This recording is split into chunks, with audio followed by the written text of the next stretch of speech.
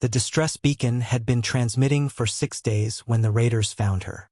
Lieutenant Maria Rodriguez floated in the wreckage of her scout ship, life support failing, watching the approach of vessels that looked like mechanical vultures.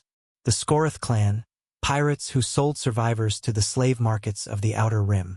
Her mission to map new jump points had gone sideways when her engine core ruptured. Now she was about to become merchandise. Human female.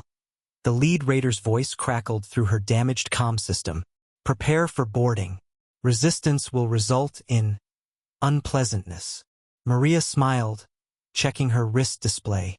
The numbers there made her smile wider. Actually, she said, I think I'll resist. The raiders laughed, a sound like grinding metal. Their leader, Captain Thresh, had taken hundreds of vessels. One damaged scout ship with a lone occupant posed no threat. They began their approach, weapons powered down to avoid damaging valuable cargo. You humans, Thresh sneered, always so defiant. Do you know what we do to defiant slaves?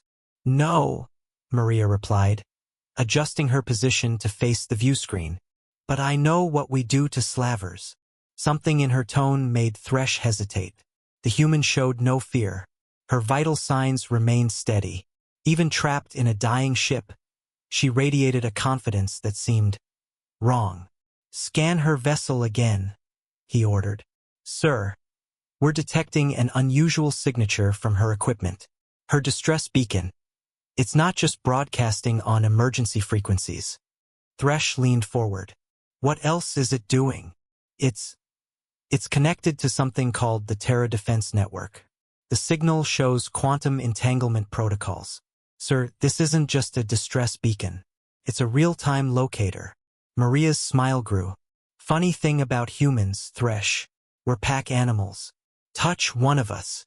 She let the sentence hang. Empty threats, Thresh snarled, but his scales had shifted to a nervous yellow. Earth is weeks away. Your people couldn't possibly. Quantum entanglement, Maria interrupted. Instantaneous communication across any distance. The moment my ship was damaged, Earth knew. The moment you appeared on my sensors, Earth knew. They've been traveling for 6 days. The bridge fell silent. Thresh's second-in-command spoke first. That's impossible. The energy requirements alone would bankrupt most species, Maria agreed. Good thing we prioritize differently. We spend less on monuments, more on making sure no human dies alone. Alarms screamed across the raider fleet. Gravitational distortions erupted around them as ships tore their way out of hyperspace. Not a rescue party, not a small response team. An entire human battle fleet, bristling with weapons that violated 3 different galactic treaties. Admiral James Carter's face appeared on every screen in the raider fleet. His expression could have frozen plasma.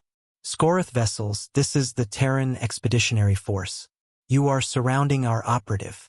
You have 10 seconds to power down or be removed from existence. Thresh's mind reeled. 40 capital ships. For one scout.